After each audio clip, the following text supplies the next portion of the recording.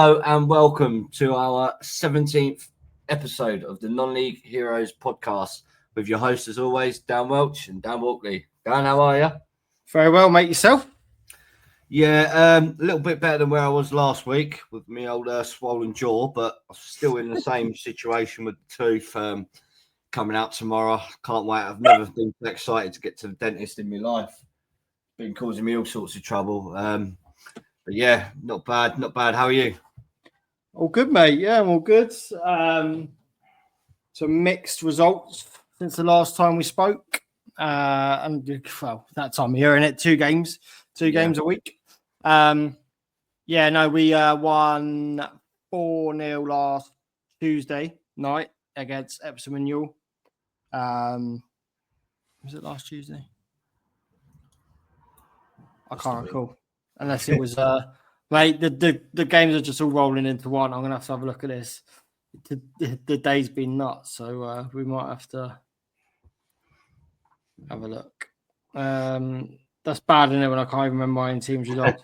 No, it was Spelthorne. We beat Spelthorne 4-0, who are now actually relegated out of the Combined County South, so they're down into Step 6 now. I mean, the writing's been on the wall for them for a long, long time. So it was confirmed at the weekend when they got beat again by Alton. But yeah, and on the weekend, we got beat by league leaders Red Hill, which we're going to touch on shortly, the title race in the Combined County South. But the pressure's all on Fleet. We win all our games. They drop up some more points, and we could just sneak that last playoff space, which would be a miracle. But we've done it last year, so no reason we can't this year. Yeah, for sure.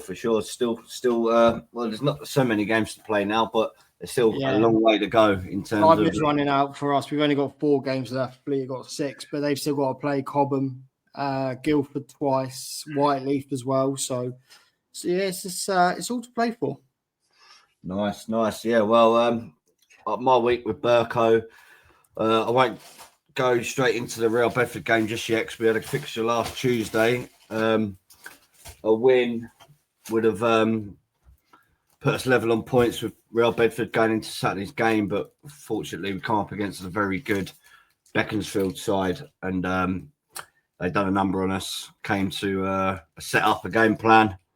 2 big lumps up front, 6'5", built like brick shit houses. Got the ball up to them on every occasion. They brought the players into play and got 3 goals.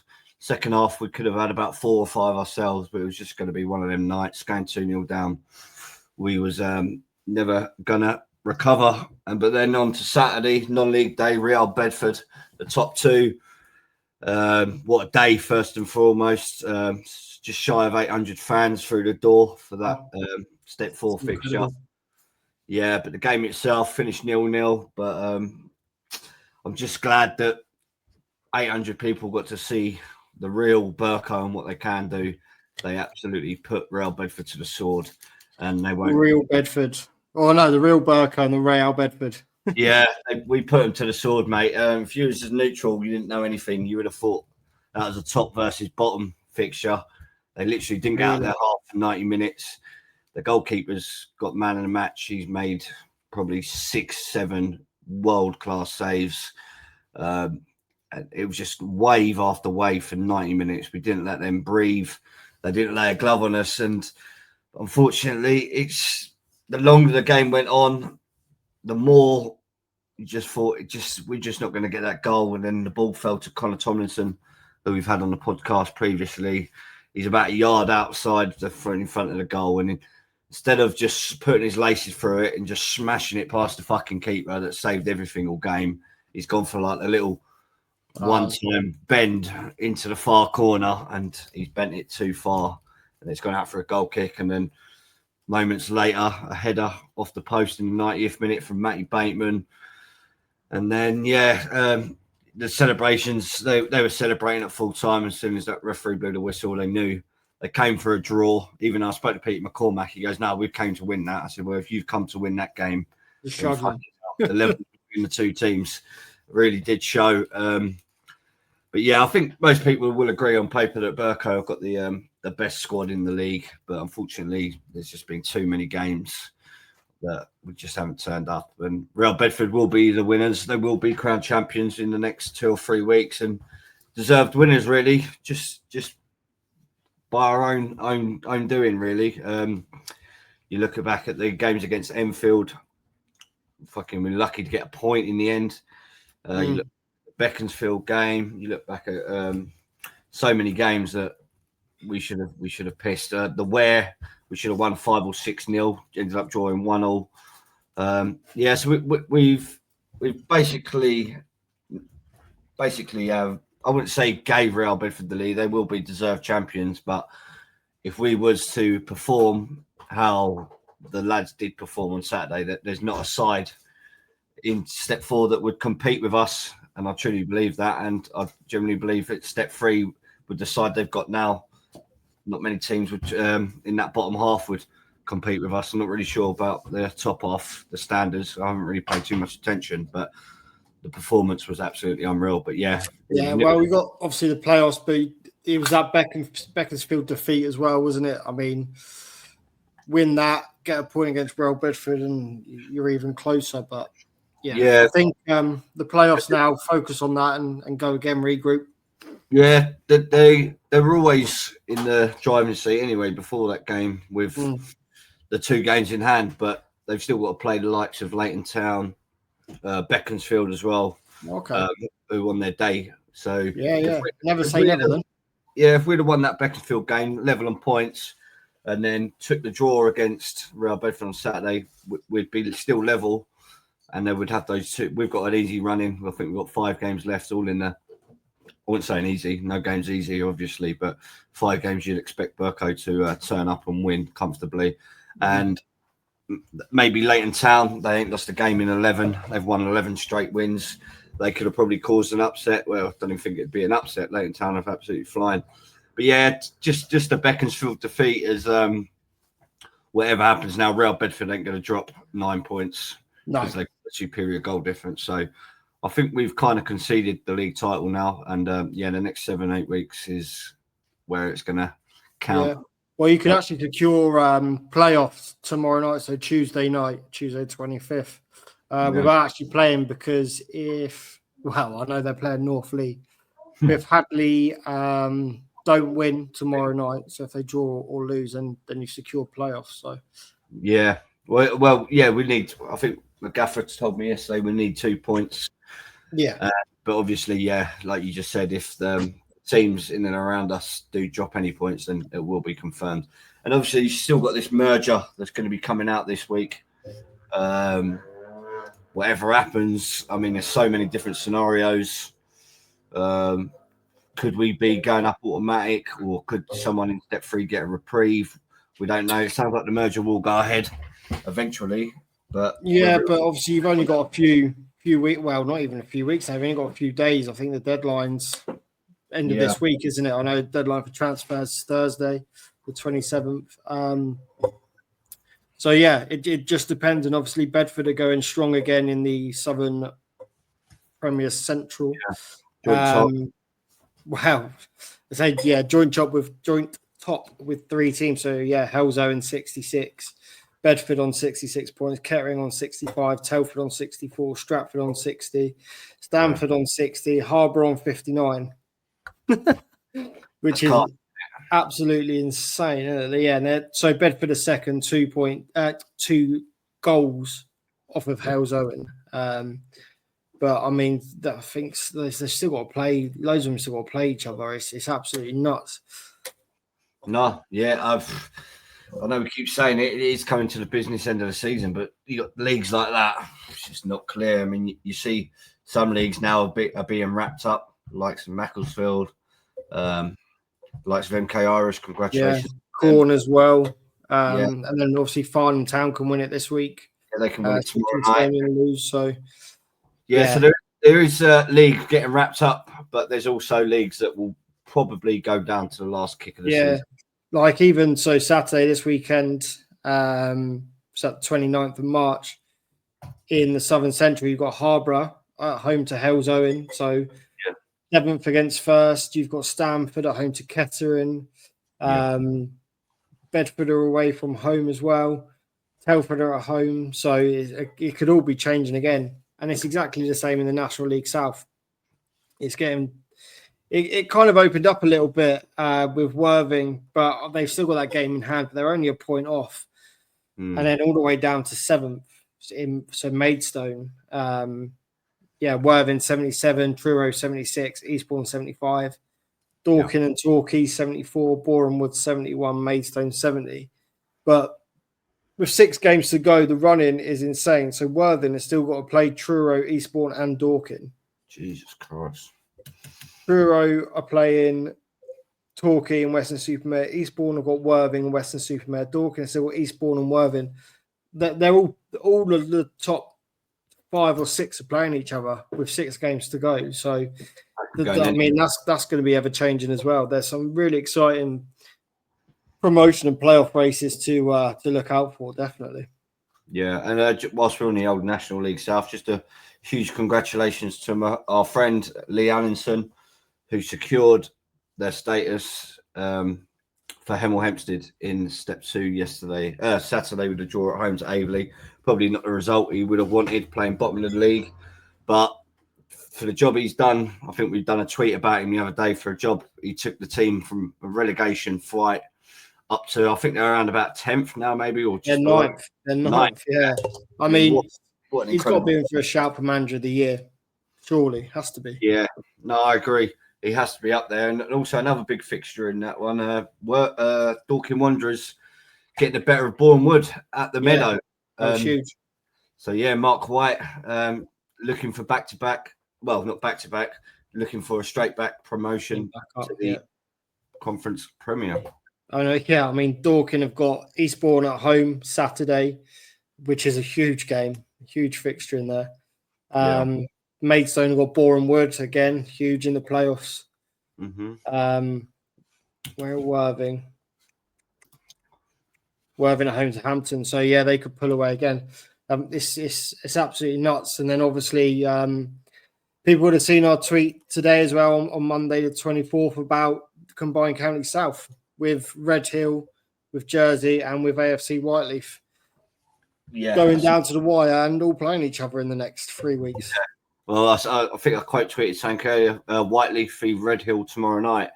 I mean, if it weren't that far from me, mate, that's a must watch. Yeah, that's going to be a big crowd down there. Has to be. Yeah, I don't really know too much about that, but obviously with the social media group that we run, and with the social admins from Redhill, Whiteleaf, Jersey. We've got them all. Yeah, I've kind of started to follow it from an outlook of things, and the schedule for them. I mean, we said about the schedule fixtures for the National League South, but I think Redhill, Whiteleaf got to play each other twice. Is that correct? Yeah, so Redhill and Whiteleaf are playing tomorrow, so the 25th. When this episode goes out, it will obviously be done. But then Whiteleaf got a semi-final of the Vars first leg on the weekend. So did they go all guns blazing in that league game and try and hope the others drop points and try and get the double, or do they hold off for the playoffs, put all their eggs in the basket for Wembley and go from there? It's a tricky one. Is it a fixture for Whiteleaf tomorrow? It's away at Redhill as well. Boy, right, yeah. So, I mean, if they go there and get a result, I'm sure they'll fancy his chances of getting another result at home. So, yeah, it's a bit of a tricky one. It is, yeah. And then Jersey go to Redhill as well in the penultimate weekend of the season. 2 before, and then in the penultimate weekend of the season, Redhill go to Jersey. So back to back, which are probably going to be the games that, pretty much decides the champions, in my opinion.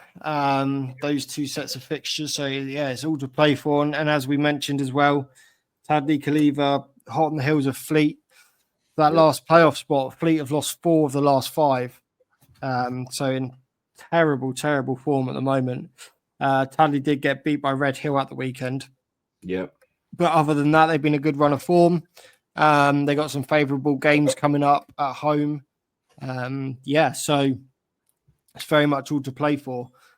I think Fleet they need 6 points out the last games for them to confirm playoffs. That last playoff space. It's a very interesting league, and obviously we had the Red Hill gaffer on, didn't we, a couple of weeks ago? And he reckons it's the best Step 5 league in the country. So it's definitely a league. If you're not too familiar with it, like myself, I have started to follow it. It's got some big teams in there, and obviously the run of AFC Whiteleaf in the Vars just shows how strong they are as a football club. Have Red Hill and Jersey on their tails. It just shows really how strong that league is. Well, on their players, Ryan Gondo, I think he's an ex-pro. He's at Colchester, reportedly on some silly money down there. But as we said with Harry Hugo last week from Farnham, money doesn't win you football games. It goes a long way, but doesn't win you games. And he said he sent out a tweet on must have been Saturday night saying apart from the top 3, the rest are absolutely atrocious in that league. But I don't. Anyone could beat anyone. You've seen that Whiteleaf being beaten by Sandhurst, who are currently sitting 18th, 17th. They've been beaten by Abbey Rangers.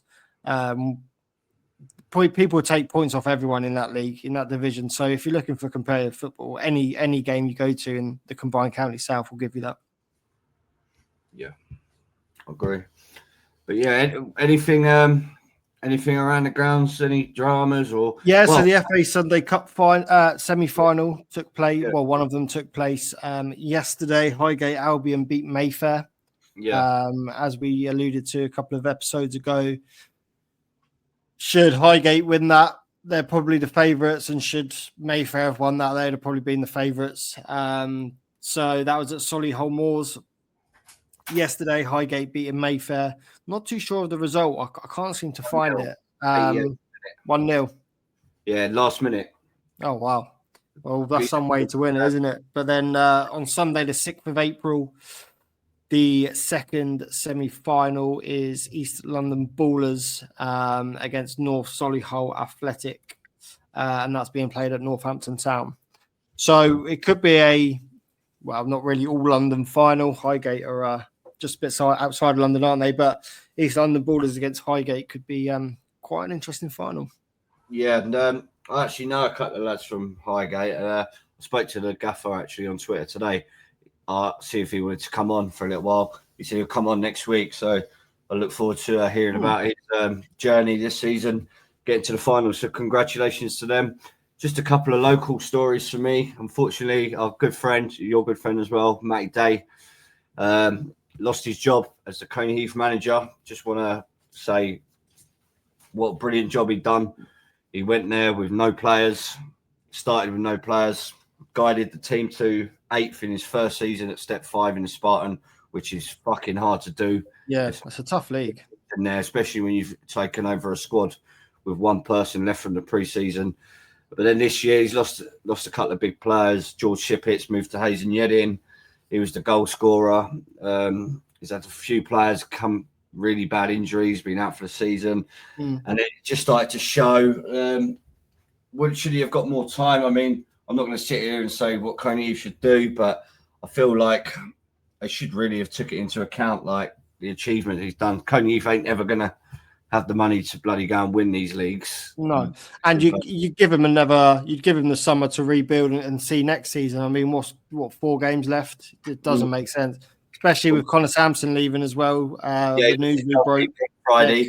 Captain and goalkeeper going to Cockfosters. And then the sub goalkeeper got sent off on Saturday, so it was maybe it's a bit of trigger happy. I don't know, but yeah, it was sad to see him obviously depart from Coney Heath, but I'm sure he'll be back in management soon and absolutely flying. So yeah, best of luck to them. Best of luck, yeah, for sure. But this time of the year, unfortunately, like you said about the Connor Sampson moving, there's a lot of shit going backwards and forth on Twitter. I've seen it now with Shearsy as well to AFC Welling. Players with clubs with things to play for this time of year, they're going to do everything they can. If it's either to win the league, to secure a playoff, to go up via the playoffs, they're going to do all they can.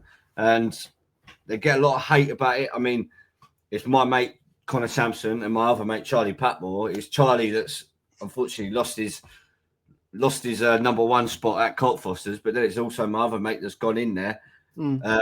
Is it right? Who am I to say? The manager, I don't know what the manager, Gav Kelsey, also someone else we've got on, if he feels that Connor Sampson boosts their team in any way, shape or form, then he has every right to go and make these changes. I mean, is it right or wrong? I mean, we're not here to judge that. All managers think differently. It might be something that he didn't like in one person, but it's not just Gav at Cockfosters. There's teams all over now that will just go and nab players to just try and secure the promotion that they want. So yeah, well, not even promotion, it's survival as well. We've got a team around us in Step 6 in the Wessex Div 1. A couple of months ago, absolutely struggling, big time struggling. Couldn't get the players in. Bit deadwood in there. A manager's come in. Someone else has obviously come in behind the scenes and just bringing in. I mean, they're bringing in ex. I know they're older now, but ex Step 1, Step 2 players. Yeah. I mean, Paul Bed in our group chat from Forley AFC, they were looking like they were doing all right to get out that scrap, and then Which had to just come up and start steamrolling the division. So they've got some fantastic players down there. They've actually taken a couple of our players from Tadley, so Step 5 down into Step 6. So that tells you about that situation. Yeah. But yeah, I mean, if teams can do it, then you would do it, wouldn't you? So yeah, I can't blame players, I can't blame managers or chairmen or owners for doing it, to be honest. Yeah, for sure. But yeah, I think we should touch on the FA Vars as well. That is the semi-finals this weekend. So as we alluded to, AFC Whiteleaf at home in the first leg, I believe, to Andover New Street at the Wessex League. So that's going to be a fascinating game. I think a game of two very different styles of football. So I'll be intrigued to see how that goes. I'm fully expecting for Whiteleaf to knock the ball about at home and get a couple of goals lead to take back to Foxcote Park, but we'll see. And then obviously you have Hartpury University against Whitstable as well. Yeah. Not too familiar with either of those. Well, Hartpury University are top of their league is Step 5, and they got the points per game record is quite ridiculous. They can't go up though, because they're a university team. They can't get promoted unless they kind of scrap all the players from the uni or disconnect from the university and say we're a football team, kind of not affiliated to education and stuff.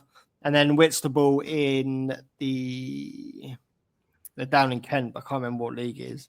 It's not the Kent League because obviously that'll be Step 7. But I think they're in with like VCD and Punjab and that kind of league, but they're going really well as well. So 4 teams there really going well in their respective leagues as well as having this amazing cup run. So we'll keep an eye on that and bring you the updates of the semi-final 1 next week. Yeah, for sure. Where are you this weekend? We are at home to Badshot Lee in the Aldershot Senior Cup on Tuesday night, so the 25th. We're the lowest team left in it, actually. So, really, yeah, we're the lowest team left in it. I hope we get playoffs. I hope we can catch Fleet. Can't see us, so it'd be quite nice to win a trophy. I was speaking to our chairman recently. He said in the 15 years he's been chairman, we've won 1 trophy, 1 cup, which was the Basingstoke Senior Cup. So we were probably expected to win that at that time. So it'd be nice to get some silverware for the first team. Obviously, our third team and reserves have won cup since then. I was in a quadruple winning side with our third team a few years ago. I'm just chucking that out there. But yeah, for the first team, it'd be nice to win a cup. Obviously, you've got to get past Badshot Lee, and then it's Westfield in the semi-final, and then it's either Aldershot or Hartley Whitney. So we're bang up against it, yeah. And then we're at home to Cobham. So if we lose out on Saturday, playoffs are mathematically done, pretty much. Yeah, well, I think we've got no game this midweek, and we've got no game Saturday, and then we've got, I think we've got 2 weeks off now. So by the time we get back to league action, I think Real Bedford will probably be wrapped it up. Almost 6 points, 6 points clear. It might even be more, maybe be 9 points clear actually. So they're playing Stockfold tomorrow night. The chances of Stockfold going there and getting a result very slim. So listen, I'm not going to keep losing one of their best players to AFC Welling a couple of weeks ago. Yeah, exactly. Yeah, I ain't gonna keep talking about the league now. We know it's the situation. The situation. But yeah, I think our first guest is ready. And in the back, we have our first guest ready. He is the current Belstone manager. It's Aaron Lincoln. Hi, boys. How you doing? Yeah, I'm good. Thank you. Aaron. Coming on, mate. You know, game 45 on Wednesday night. That's what it is. So plenty going on, mate. Non-stop every 3 days. Well, first of all, Aaron, just give the listeners a little bit of a background about yourself, what you've been doing for years in the game and so whatnot. Well, I was full-time coaching before I went to work for Chelsea in 96 it might have been. And I was first team kit manager there for a few years. And I worked under Glenn Hoddle, Rudolip, Luca Vialli and Claudio Ranieri. I then started representing players and looking after players, and fun enough, my office was always down the road from Belstone, but I didn't go. I played for Belstone back in the day and managed Belstone back in the day. I didn't go to Belstone for 22 years, which was really random. And I was out in Mallorca on a family holiday, and I bumped into Glyn Cheriton, who's the founder of Belstone, and told him that I was coaching my stepson's team, Ben, which then led to him thinking about 3 weeks later, I got the call, first team at the bottom of the division, can't see a win coming. Would you step in and help? And I actually said no about 3 times, and then end up going. And it was just before the lockdown, before the first lockdown. And we were about third from bottom. We were rock bottom when I got there, about third from bottom at the end. And they cut the season short. It was about March, if I remember rightly. And I probably did us a favour, although we were safe at the time. It probably did us a favour with the running. It was in pretty shit shape. I quite enjoyed the experience. We then had it was difficult going back into a dressing room for 23 years. Being an older guy and I literally didn't know any players. And we then had a second lockdown, and we got a pretty good team together. And I think we'd won 10 out of 11. And I fancied that I could do all right at it. And I was, all the plastic Pep Guardiolas who were beating us when we were really bad. I wanted to get a good team together, being competitive, to go back and try and beat them.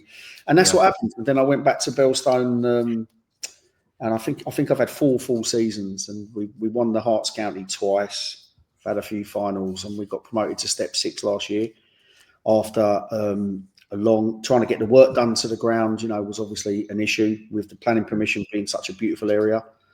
And that's me, really. We've had a couple of old friends have turned up and been assistant manager, and we've had Joe. Joe's played friendlies for us, Joe Cole. So it's nice to have those contacts from another world that I work in to come and help with the club. It's been good. A good 4 years. I've enjoyed it.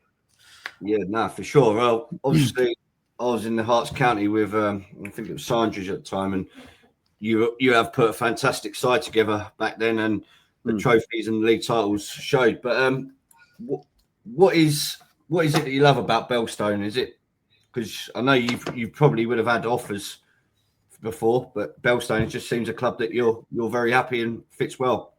Yeah, it's I played for them, I managed them. It's a bit nostalgic going back. What's really nice is some of the support team on match day are people that watch me play. They've kind of come back with me a little bit, and then getting old friends go back down there as well. That's been really nice of it.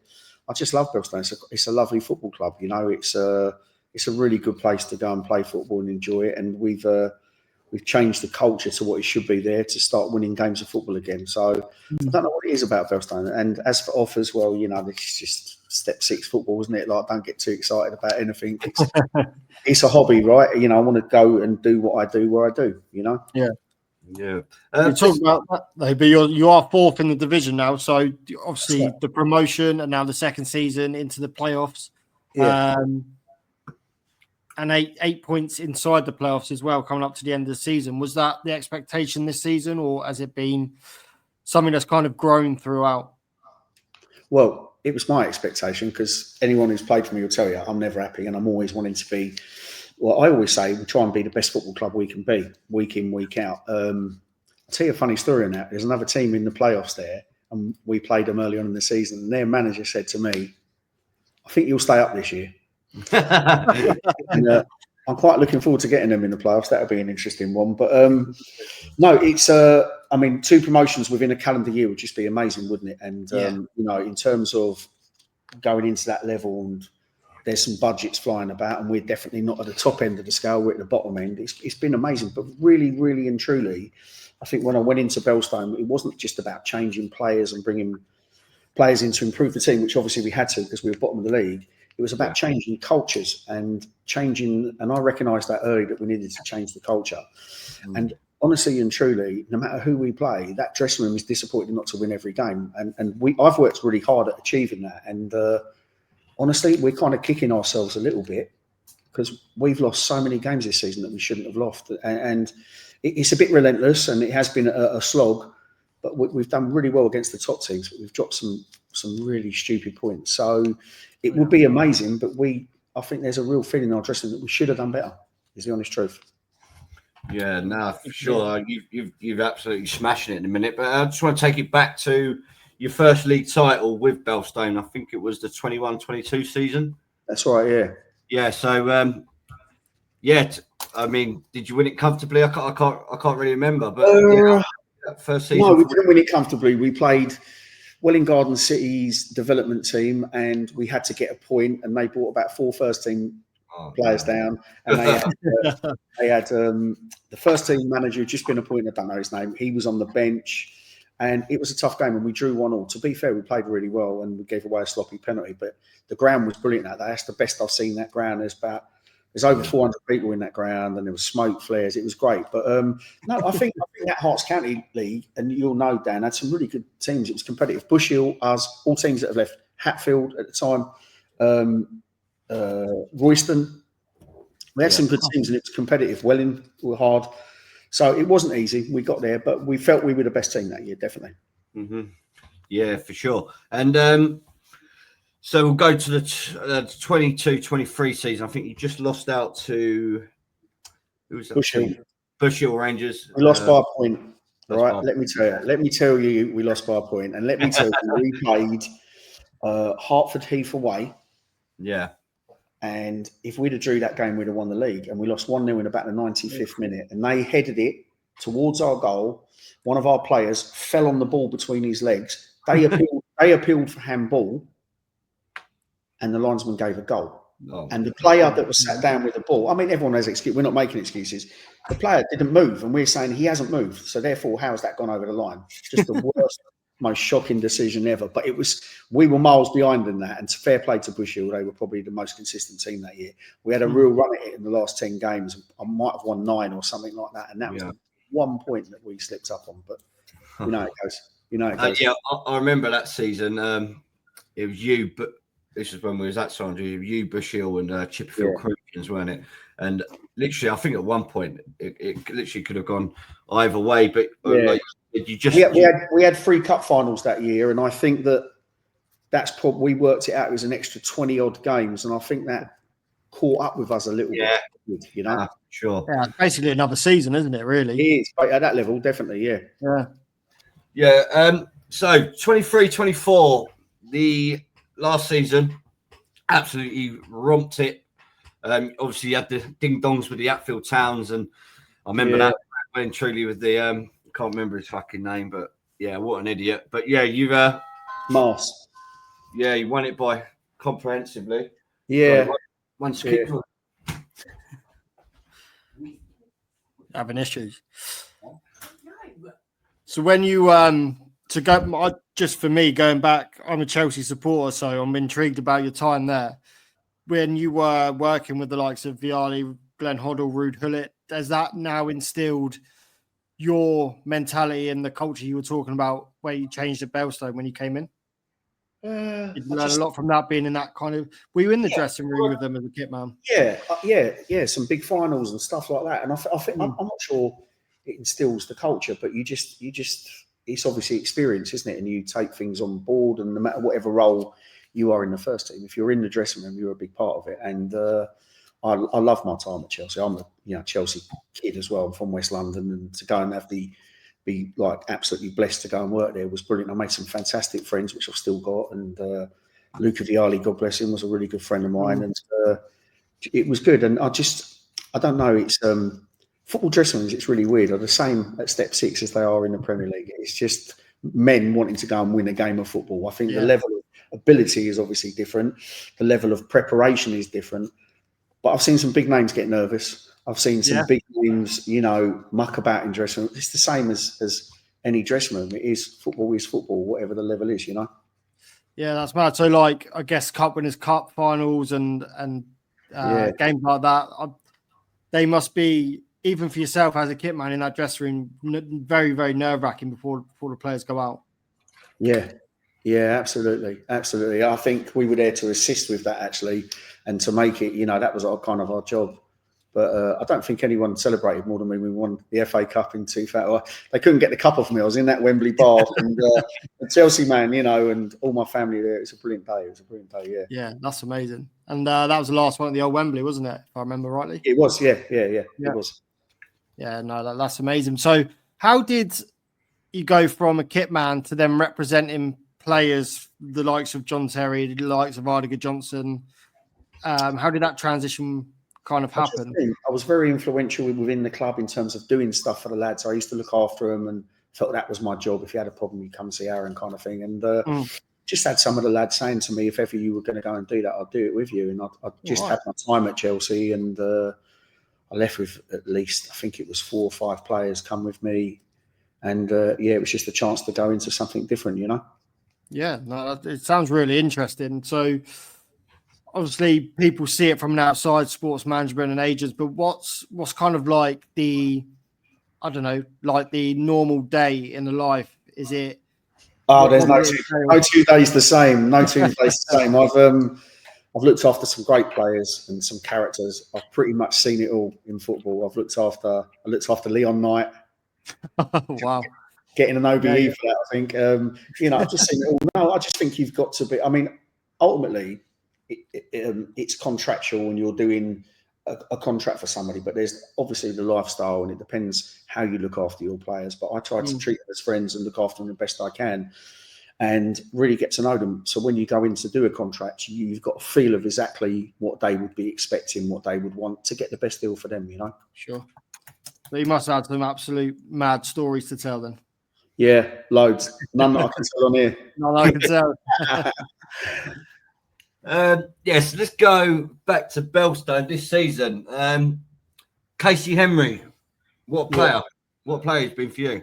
Started the season fantastic. Scored a load of goals. I'm not sure even how many he's on at the moment, but he has a lot of ability. There's no doubt about that. Yeah. Done really well. Tailed off a little bit since Christmas, but he's a really good player. He's a good player. And obviously you got someone like that getting your goals. I mean, you're not going to be far away, are you, at the end of the season? No, that's right. I feel with Casey, when he plays in the bigger games, he's at his best. We have a big game on Wednesday night, and I feel that they're going to have to stop Casey Henry if they want to beat us. Yeah, definitely. Also, we've got Felix in our WhatsApp group. He's a character, isn't he? Good luck. we get a motivation.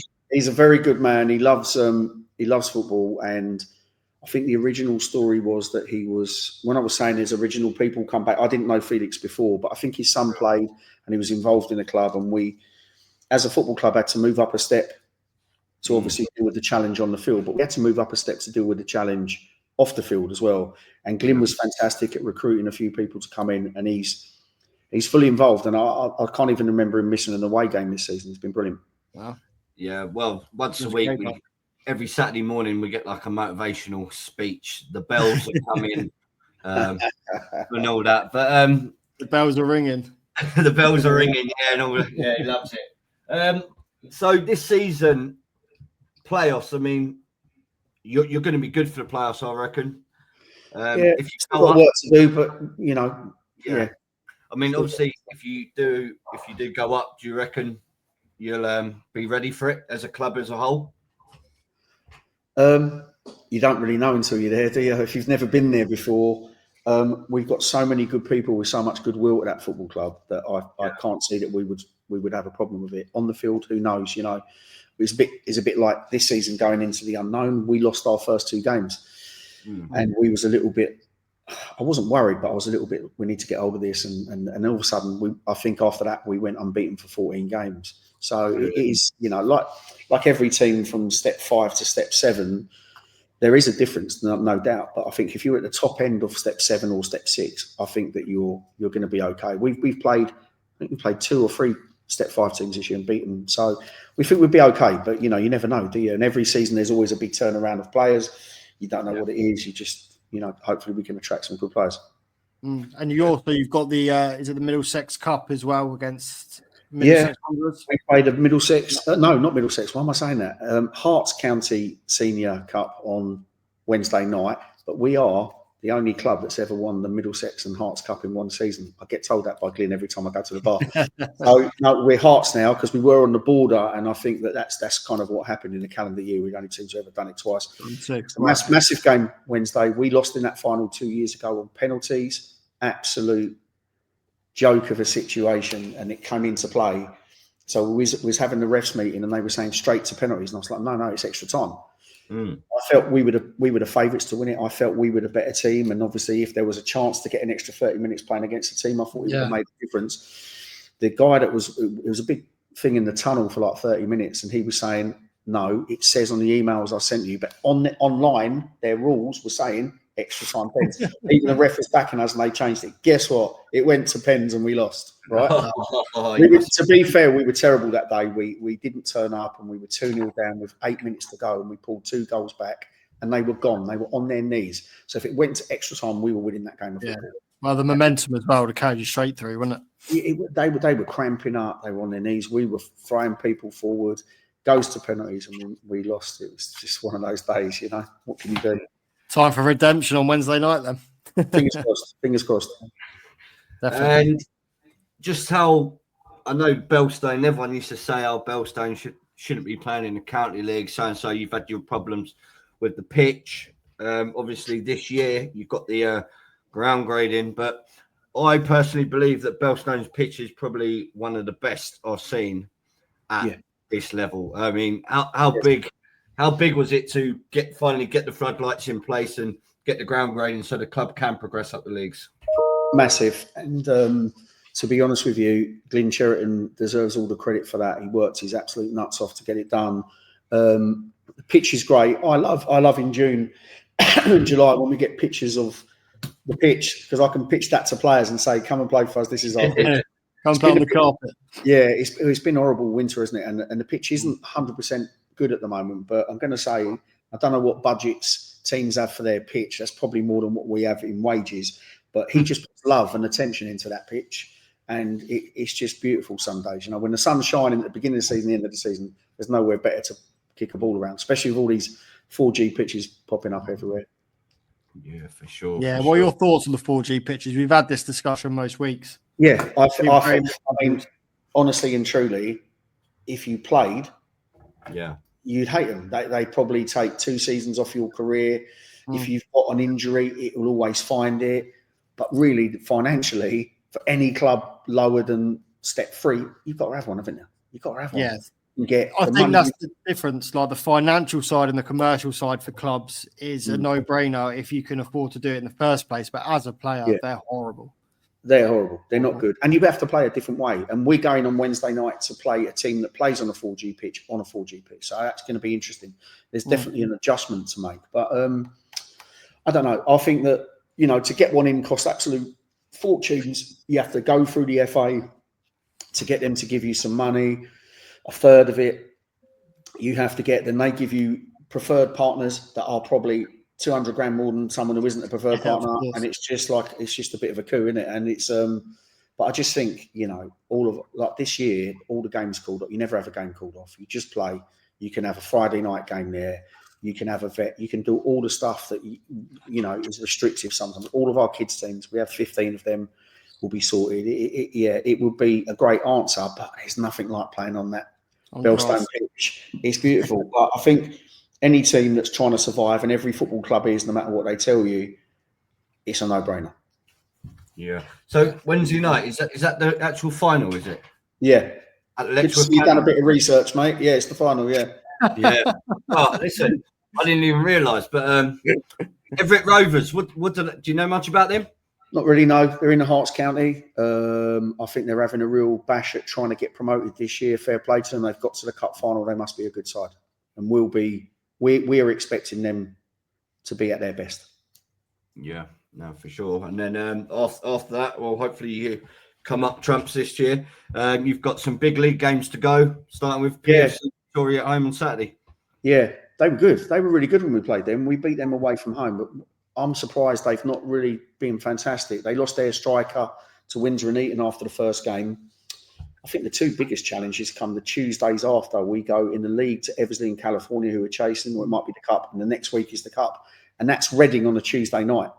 And that means, more than likely, and we're only thinking at one game at the moment at a time, but I'm bound to lose a few. It's going to be difficult to get there for a 7:45 kickoff. So they're going to be two big challenges. We're still in that cup, the League Cup, which we want to have a good run in. And the league game is very important, So more important for them, they're chasing, but it's important. Is that a Division 1 League Cup or is that the Challenge Cup? Division 1 League Cup. We actually pulled out of the Challenge Cup. We beat a Step 5 team. I can't remember who it were. Well, you were meant to play Whiteleaf, weren't you? Yeah. Away. Yeah, 7:45, and we worked out the timings on it, and we'd have had to leave at 4 o'clock to get there, to get a team over there. And we spoke to the league and said, we're just not going to do it. Of course, got a few comments on Twitter, but so on the Friday, was that on the Tuesday? On the Saturday, we had Windsor and Eton at home, which was a massive game, which we drew 2-2. And I think we made a decision that you're going to get back at 2 o'clock in the morning or something from there for a League Cup. I actually think that the combined county should look at that club because logistically, and they were saying to us, it would be a good practice for you if you got promoted. And I'm like, try and get lads off work early to go and play in a game. And it wasn't because they're a good team; it was just the distance. We didn't care about how good they were, Yeah. Well, they're actually looking at that Division 1 Cup. There was an email circulated yesterday about they're looking to have that done and dusted by Christmas next year, which I think is even more of a pipe dream, to be honest, because the amount of games that they're now front loading and then the amount of games that get called off November, December time is. I don't know why they don't scrap the Division 1 Cup. I don't understand why they need to have that when you're in the FA Vars, when you're in the Challenge We Cup. weren't in them this year, so because you have to register by April and be a Step 6 team, and we weren't. So we won the league after. So we'll be in them next year, and they become even more down the line, don't they, of priorities and stuff like that. But we're in the Div 1 Cup this year. I think it would be really good if we can, represent ourselves and put the front foot forward. But you have to, like I say to you, inconsistency has been our weakness a little bit this year. And I don't know what type of team we'll get out on that Tuesday, but they're big games. Oh, brilliant. Well, thanks for coming on, Aaron. It's been great to have you. Yeah. Good luck with the show, lads. It's great. Good luck. I wish you all the best for the rest of the season. Get my tooth out tomorrow, but if I'm any fit state Wednesday, mate, name me on the bench, yeah? Bench, yeah, no problem, mate. Water boy on the bench. Thanks, boys. Good luck with the show, mate. Good luck with the show, boys. All the best. Cheers, Aaron. And there we have it, the Belstone gaffer. He's done a remarkable job in 4 years. What an interesting backstory as well for a footballing career, really. So hit man at Chelsea in '96 and then going on to manage some of Chelsea's and England's greatest ever players. So and now obviously got there as well, by the way. And he's obviously doing it for the love of it as well. He, like I said, dressing rooms are dressing rooms. He obviously misses that environment, wanted to be back in, and he's doing an amazing job, as you say. So good luck to them in the cup and in the playoffs. I really hope they do go up to Step 5 now. Yeah, for sure. And it's now time for our second guest, one I've been looking forward to. good mate of mine. A very funny bloke. Bit annoying. But it's Tom Jones, the Cranfield United coach. How are you, Tom? How we doing, boys? You all right? Yeah, I'm good. Very well, yourself? For coming on, mate. Yeah, good, mate. Good, thank you. Good. Well, first of all, just introduce yourself to the listeners. Just let us know what you've done as a player or where you've been as a player, manager, coach. You tell them. Yeah, so regretfully, my name's Tom Jones, so I get pelters for that on a daily basis. I've been around non-league since 16. Didn't play amazing standard. I think step 6 was my highest. Played for Langford for a bit before I went to uni. Had a bad injury just playing, so just sort of fell into coaching. So started at Bulldog Resi's with my mate Ryan Hagger. We also went to Tottenham and now at Cranfield this season. Yeah, nice. Well, let's take it back to your Bulldog Town reserve days. You put a fantastic squad together. Yeah, so I've known Rye for years. Quite ironically, you know, we're best pals now, but when we first met each other, we absolutely hated each other. I think he's gone for me in training sessions. Played a friendly against him, and he literally would have my legs broken. And now we sort of speak on a daily basis. So injuries were playing up.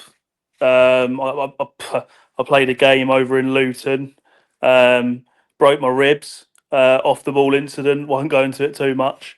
Never really recovered from it. Built a straw anyway, so I thought, well, what way can I sort of keep involved with the game? And it ended up being coaching. I didn't ever think that I'd want to go from playing to coaching. I thought I'd want to play forever, but I've actually really enjoyed the coaching side of it. Albeit I'm not the most technical ever. I'm a bit of a helmet and a bit of a, I just give loads of shit and take loads of shit basically. So at least you're honest. Yeah, exactly, mate. Exactly. Well, you've seen it. You've seen it firsthand. I'm not very tactical. But yeah, so sort of fell into that, and then been part of been worked with 2 great managers and achieved some really good things. Back-to-back promotions with Bulldog, winning the County Cup at Tottenham, and this year even at Cranfield getting to the furthest point we ever have in the FA Vars. So that's that's a really good achievement as well. That was a great experience. Yeah, definitely. So that you said about the back-to-back promotions with Bulldog Town reserves. Obviously, I was managing Harpenden Town 23s at the time. I had a close eye on what you were doing the year before because you was going to be coming into that. In the summer it was. I saw how well you was doing, and in the summer I was looking at teams, and yeah, you had a very good side. Obviously, you had the Charlie Yearwoods, Bobby. What was Bobby's name? Bobby Wilcock. You had a fantastic team, but what was it like the first season winning? It was the Hearts County Division 2. What was it like, and like the achievement wise for yourself? Was you proud of yourself for doing what you've done? Yeah, so I think you've got a real mixture of teams in County League. I think there's I think it does go under the radar. I think some great players have obviously started in County League and sort of worked their way up. We went head to head that season with Lemsford to the point it was literally last day of the season. Whoever won the game won the league. So quite a busy game for Hearts Div 2. It was at their ground. We go 1 up and then we lose 2-1. And then we sort of we confirmed the promotion. And then we went into Division 1. That was our sort of motivation to try and win it. And luckily, I think again on the last day we did, because results went our way. So yeah, it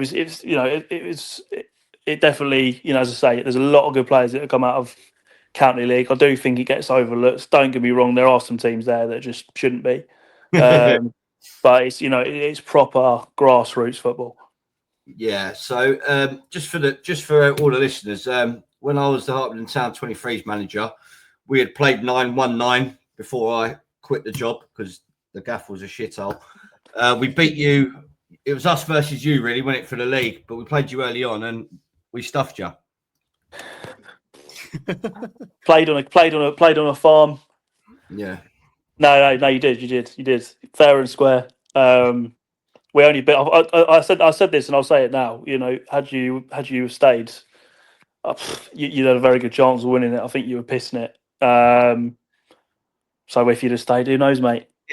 No. Well, I've said many times. I did really enjoy being. I saved them from relegation the year before, and obviously I went there, and I knew at the start of the season that I'd get a good side together. But then I always knew over my shoulder, you and Hagger you kept the same team near enough. I'm pretty sure. You kept Charlie Yearwood, and no, you went on to win it again on goal difference with Lempsford again. But Lempsford, they were just the side. I think they wasn't great, were they? They were just had that Dan. What was his name up top? The big unit. Oh, Harps. Yeah, Harps up Yeah, top. I mean, proper physical side. They had some, they just battled, and they give you a game for 90 minutes. And something I've seen this season is that some of the teams that aren't the best technically, that don't play the best football, get results.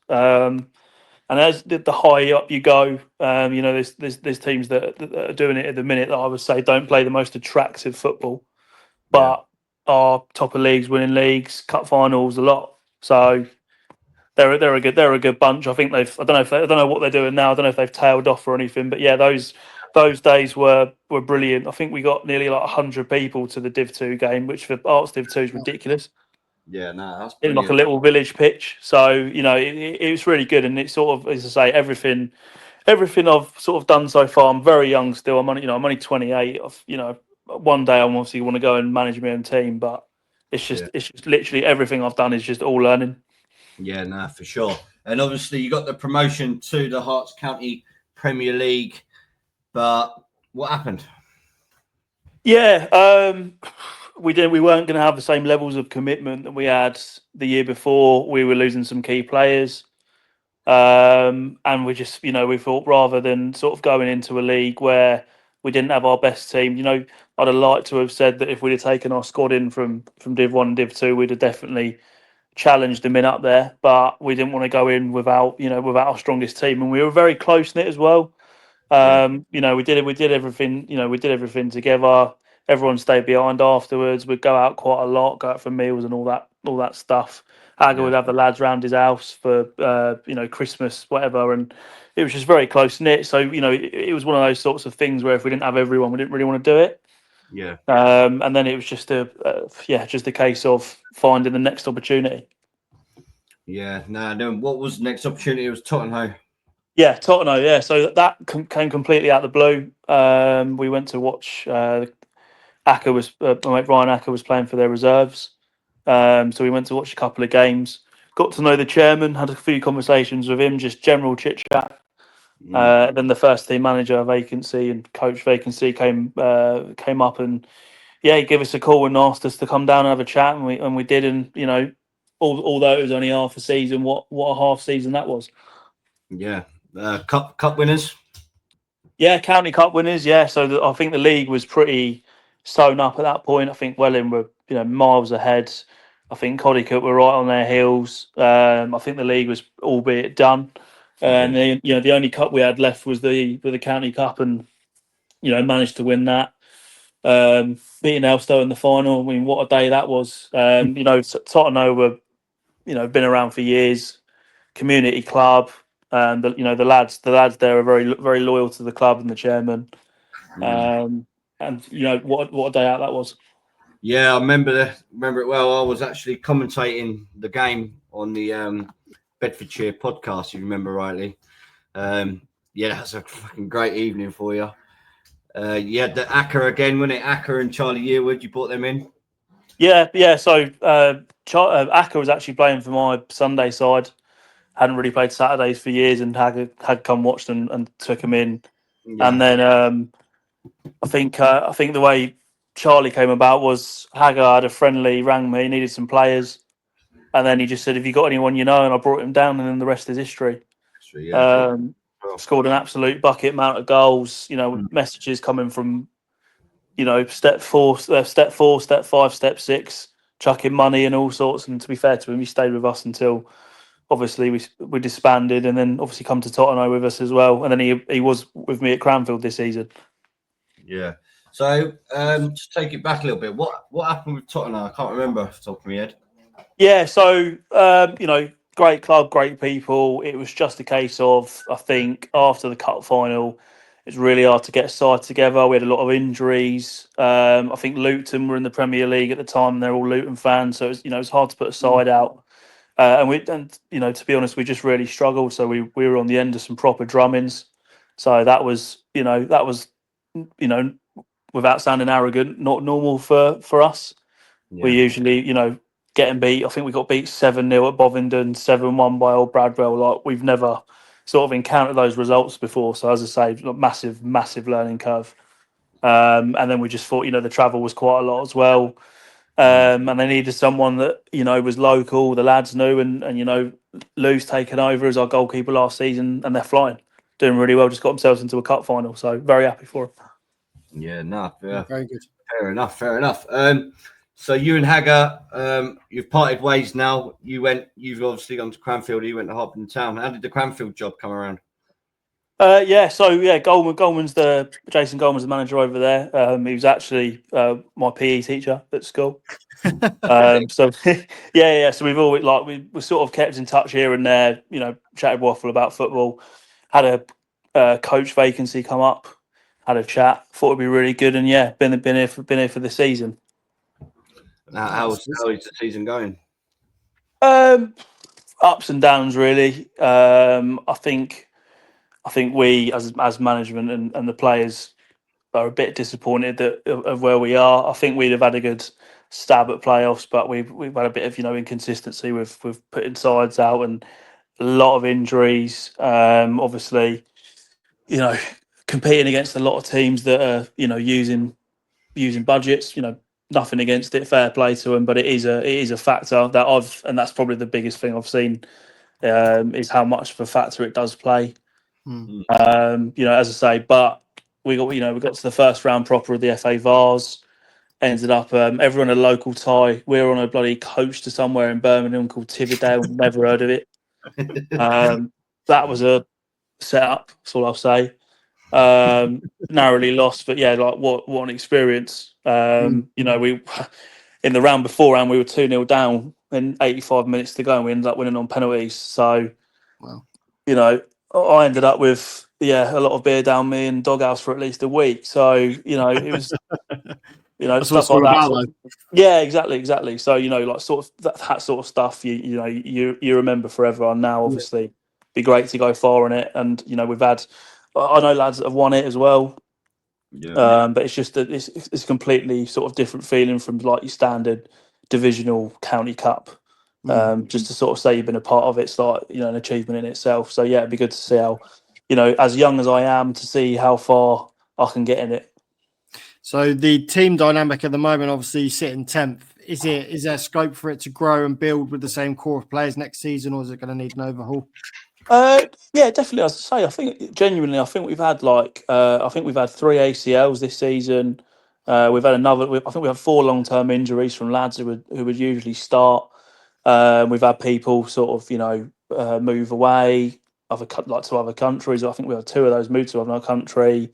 You've got the young lads that want to go to uni or move abroad or whatever.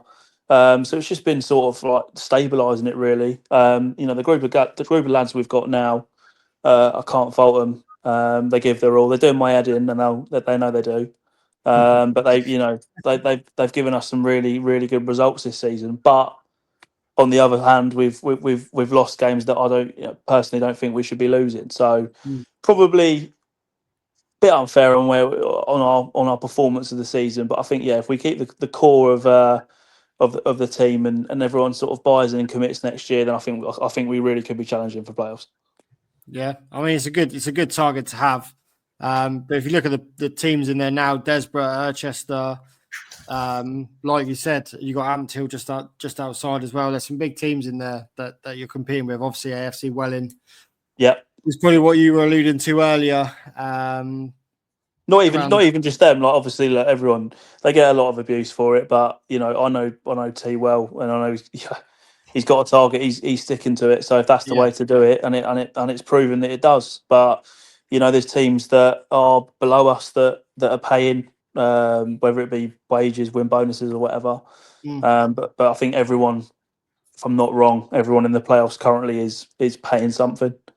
Did you see that as a big changed for, I guess, yourself when you moved from the junior leagues from step 7 to step 6 to just how much difference in, well, I guess there's no budget. I've seen some step 7 sides have budgets, ones that want to come up into the non-league pyramid, but do you see that as a massive change? Has it changed the way you kind of approach things? Yeah. I think I think in in the lower leagues you can turn up and scrape a win or whatever. But I think you really have to sort of be prepared for every game. Each team's got a unique playing style. Some are get the ball down and play. Some are very direct, so that affects you. What shape you're going to play, how you're going to set up. Are you going to sit deep? Are you going to get out? There's questions that you've got to sort of ask yourself all the time, and the conversations that we have. Sometimes we're changing teams and shapes 5-6 times even before the game, and it's always really hard to gauge. So you look more into the footage. Dangerous players, common themes, set pieces, and all that sort of stuff. So it's definitely more. I think the game's evolved. I think it's much more technical now. I think beforehand, and no disrespect, but I think it was more of a case of 2-11s battling and kicking the shit out of each other and seeing what happens. Now it's the structure of it. The players that are at step 6 and step 5 are, I'm not going to say better, but more I'd say technical. As opposed to sort of your big lumps that you had beforehand, and both seem to work. So, do you think there's been a mentality shift as well, kind of from as you go up the levels, where people are more committed to improving themselves rather than just going out on the weekend playing and then not really being able to move up because they haven't got that discipline where they are technically very good? Yeah, I mean, look, you've got people on Twitter that are free agents every 3 weeks who have played one game at step 7 who now want to play step 3. You've got but I do on a serious note, one thing I do sort of get is that people are looking after themselves a lot better. Like you look at the sort of you go and watch a step 6 or step 5 game. Everyone's in good nick. Mostly decent fitness unless they were injured or whatever. And yeah, definitely a mentality shift. I think people are looking at the likes of what Dorking have achieved, Farnham Towns, even Rail Bedfords, AFC Wellings, etc. And people want to sort of step and follow in that direction. Yeah. And it makes it really interesting. We've had 2 great games against Welling this year. Proud to say that we're one of the only teams to beat them this season. When we went away, turned up. Some of the players that they've got on the bench, I'm breathtaking, to be honest, at that level. But we got the win, and then we narrowly lost at home. Two really good games, but it makes it interesting, and it changes the dynamic of it. Rather than there's some teams that I as Welch, you've seen on my Twitter before, I genuinely can't stand. I think one of them's folded now, so they'll remain nameless, but. I like it. I think I've massively shifted from professional football to non-league. If there's a game on a Tuesday, I'll go. As long as we don't have a game, if we haven't got a game on Saturday, I'm looking for a local game or a clash that is being bigged up. And like some of the size of crowds that are sort of being attracted to it now, there's definitely more eyes on it, and I think that's really important. Yeah, it's incredible. Like I know it's the top level, but we had 8,000 at Scunthorpe on the weekend. I mean, for a non-league game, that's absolutely incredible. But even all the way down, you're seeing like 950 at Jersey at step 5 and places like that. The crowds are definitely improving at non-league, and like I say, a lot of people are moving from the professional game. But I think that social media has a lot to do with that as well. There's a lot more exposure on it now, and I think that feeds into the players' mentality and what we were talking about wanting to be the best for themselves because they are being seen. There's a lot more exposure now. 100% agree. Like, yeah, social media is obviously, is massive. It's shifted. Everyone's doing it now. People from even from a tactical point, you have a look at who's playing and who's banging the goals in. It's good for them to sort of elevate themselves as well, and teams do it really well. Some teams don't do it very well. Yeah. I think it definitely helps with player recruitment as well. Players love their egos. They want them to be they want them to be heightened as well. So they definitely love that social media presence, and I think that goes a long way in player recruitment.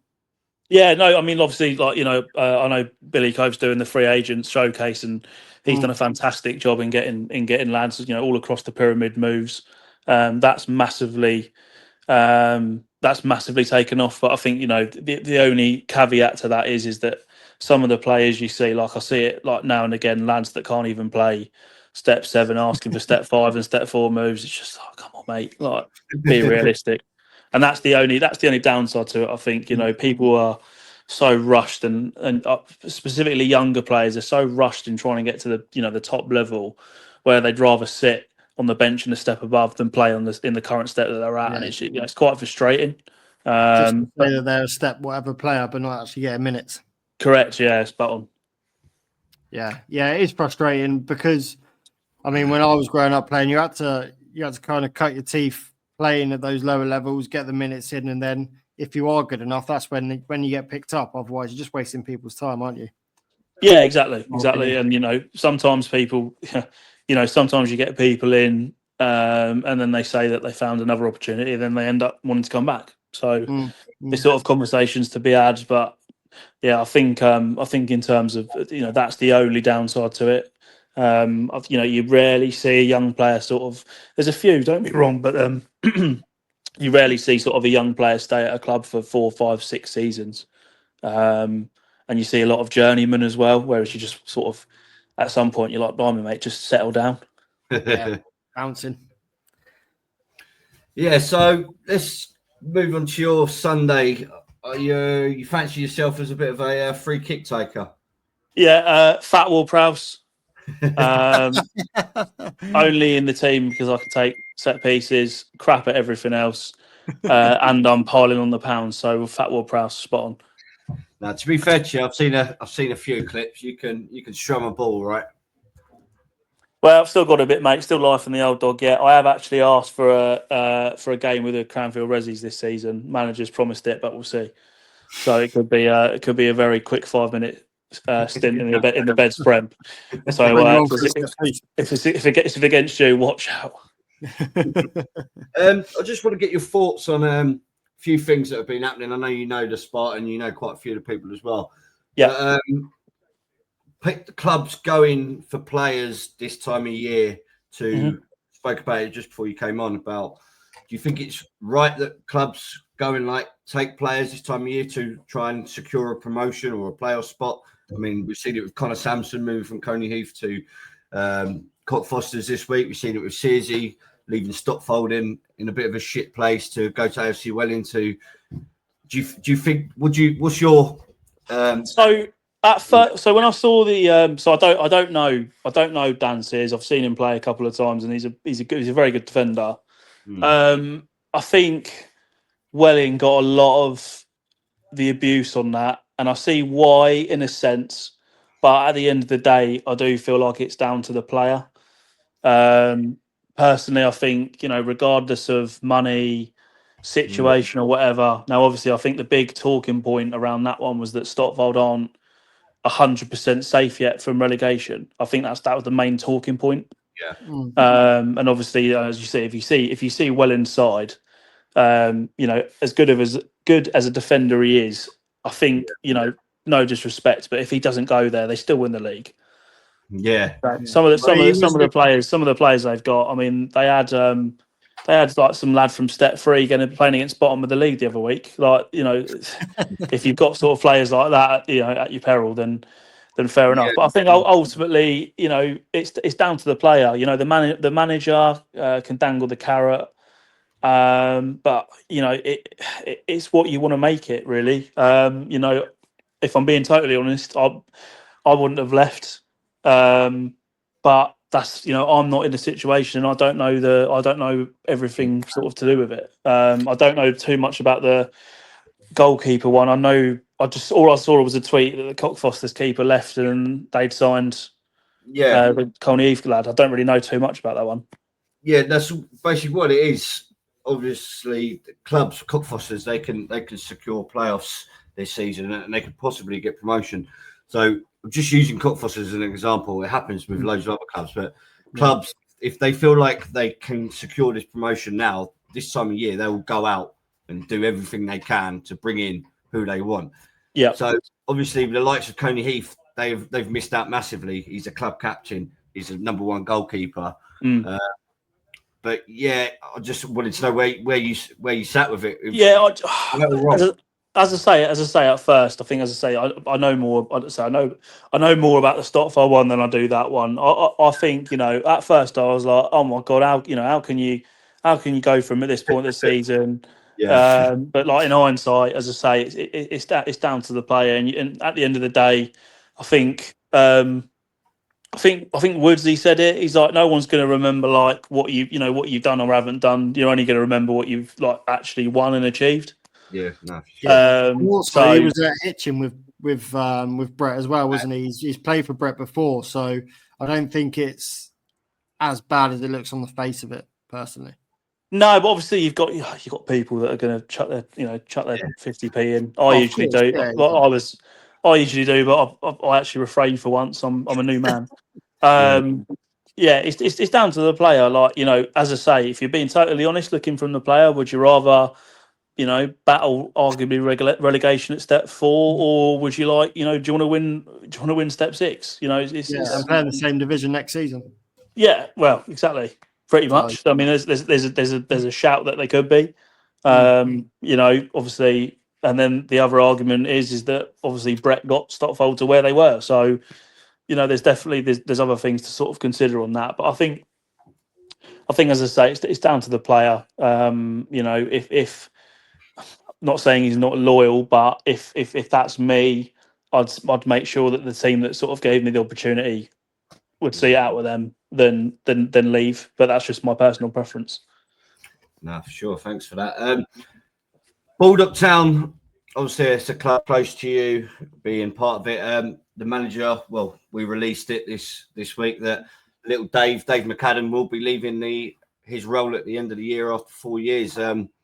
What's your thoughts on that? Yeah, no, really like Dave. As I say, known him for a few years now. I think he's very underappreciated. He knows a lot of people. I hope he isn't going to be out for too long. Everyone that sort of knows him hasn't got a bad word to say about him. And as I say, his phone book's a joke when you've seen some of the players that have turned out for Baldock. So if he was to get a job higher, I think he could put together a very good side. But yeah, no. Is there any chance of you going back there? Look, nothing's been said or spoken about at the minute. I'm happy where I am. I sort of, talking about stability. I don't want to eat my words here before Goldman sacks me, but I'd like a bit of stability. I'd like to, sort of see it out with Cranfield as long as I can.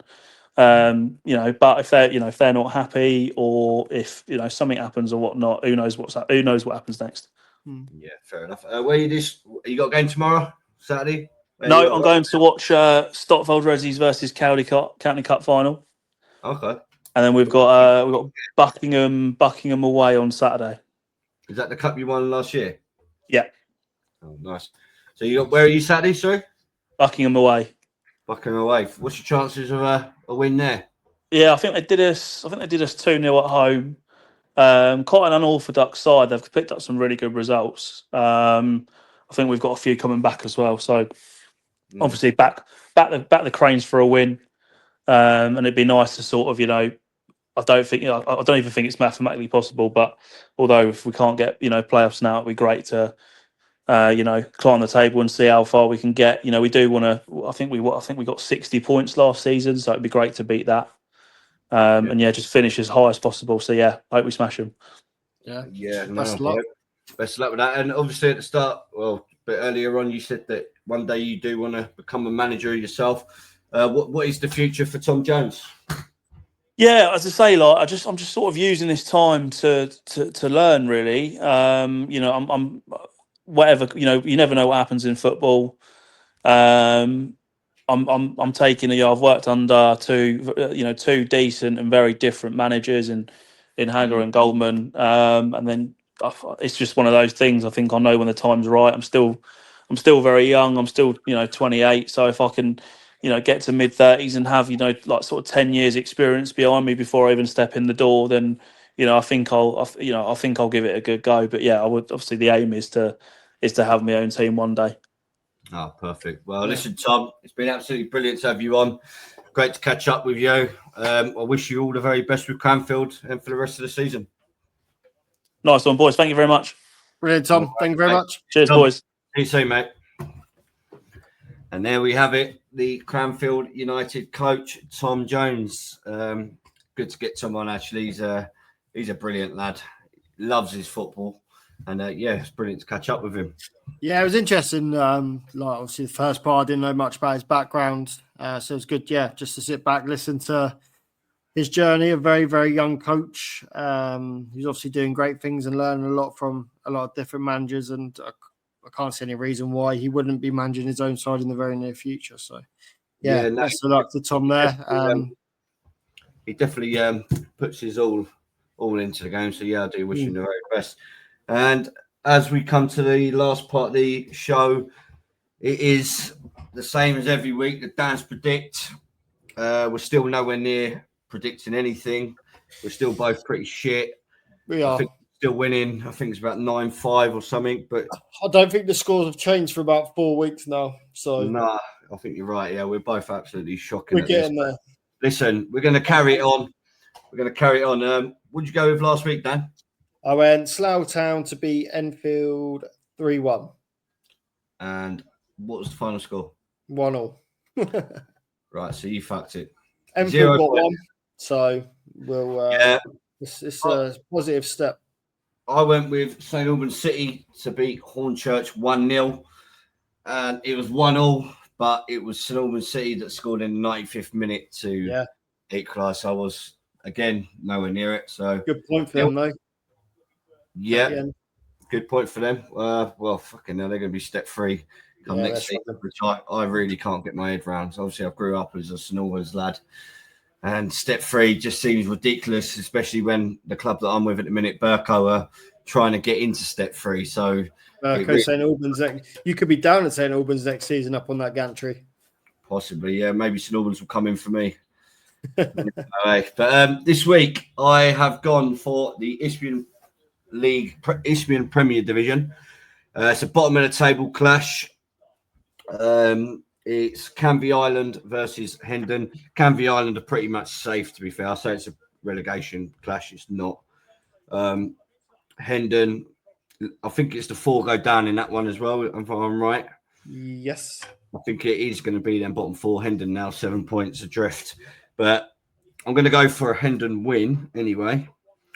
Although they are away, I just feel, I don't know why. I just feel when they know they need, because obviously if Canvey Island win, I think that will cement. Yeah, pretty much done for them, isn't it? If Canvey Island win, they're 7 points ahead of them. About 4 or 5 games, so they won't be doing that. So I'm going to give some hope to Hendon. I don't give them much hope, I'll be honest. I think they've won many games since Lee Anderson left for Hemel Hempstead. Obviously, Leeds took 3 or 4 of their better players. But yeah, I'm going to give Hendon a little bit of hope. I'm going to go for a 2-1 away win. What are you going for? I am going to go into the Southern South Premier. And I'm going for, I won't call it a rivalry, but when they were both in step 4 looking to get up to the Southern South Premier, there was some good battles between Walton and Hersham and Basingstoke as they battled for the title. Both obviously did go up. Basingstoke win the league and Walton in the playoffs. But on 2 very different trajectories at the moment. Walton and Hersham are in the playoffs looking to get up to the National League South, while Basingstoke, on their terrible run of form, are looking to avoid relegation. They could be dragged well into it. So I'm going to go for Walton and Hersham to beat Basingstoke 3-1 at home. Yeah. Walton are unbeaten in 2025. So what are we now? End of March, not lost a game this calendar year, and Basingstoke have only won 1 out of their last 11, which tells a story in itself. So yeah, I'm going to go for a home win. I'm going to go Walton and Hersham 3-1 and hopefully get some points on the board. Hopefully. Tell you what, I'm going to make a deal. if neither of us get any points again, or we're not even close, we're going to scrap this Dan's predict. We're going to start predicting the playoffs from. We'll start with probably the National League. The National League down to National League South, National League North. In fact, fuck this Dan's predict off, I think, from now on. I'm sick of it. Let's start predicting playoffs. I'm getting 5 points on Saturday. Well, if you get 5 points, it stays on because then it's 10. It's 10 all, I think. But yeah, from next week, I'm going to bring in a new section. It's going to be guess the playoff winners, and we'll probably do what 2 or 3 leagues a week or 2 weeks a week now till the end of the season. And we'll write it down and let's see how far off we get, and we'll do a little point system just to keep the listeners entertained and on board with us talking absolute shit and getting it all wrong. Yeah, we are. They're probably enjoying it because of how shit we are, to be honest. But yeah, might be an ongoing thing, but we'll see. 17 episodes in, and we ain't got. Well, that's 34. No one's bang on yet, are we? No one's bang on. One bang on result. So we'll get there, mate. We'll get there. It's shocking for 2 people that call themselves a non-league hero and they can't get near a fucking result. Yeah, it just goes to prove how competitive the leagues are, though. Yeah, we'll put it down to that, mate. Not that I'm non-league. We'll give it that. Terrible. But listen, another fantastic episode, Dan. Yep. It's been great. It's been a pleasure. What is the future for this podcast? Give the listeners a little insight of where we're looking to go and what we want to do. We want to be the #1 non-league podcast on the airwaves.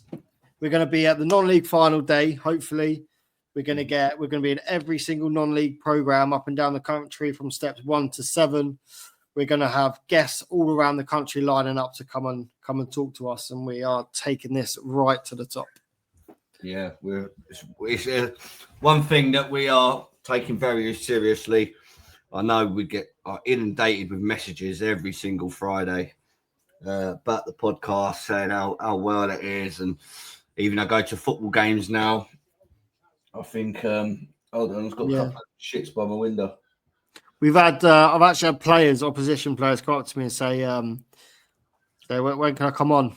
When you're free for availability. So yeah, we've got a nice packed schedule with a lot of people lining up to come on already. So obviously we want to branch out, get some more people on, come and tell you stories, come and promote things.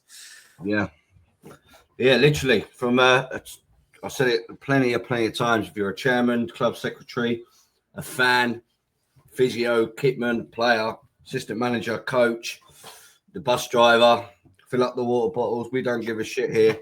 We want to hear from you. We want to get you on the show. Absolutely. Right. I'm going to go and watch some England anyway. Do a little outro, Dan.